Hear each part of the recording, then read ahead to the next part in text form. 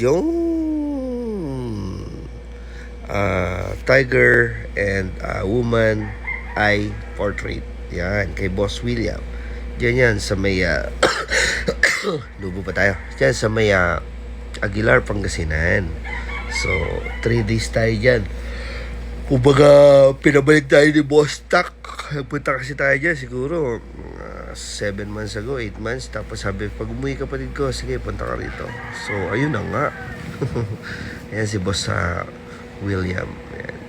Ginawa namin yan nung 3rd day na. Kasi, nung unang araw, tinatawag ko si Monica. Sleeve din yun. Half sleeve wrap around.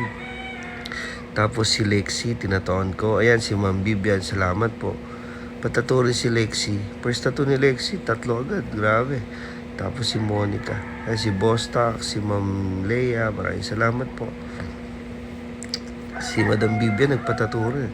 Parang 4 din pinatato ni Ma'am eh. Ayan, tapos daughter couple tattoo sila.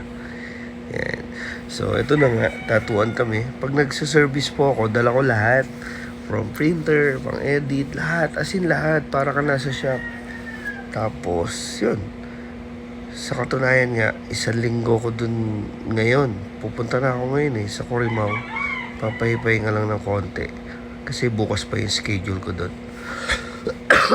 Kaya, kahit gaano kalayo yan, walang problema kasi time management lang naman yan eh. Kumbaga naayos din po yan. Nandyan ako sa Ilocos, Corimao.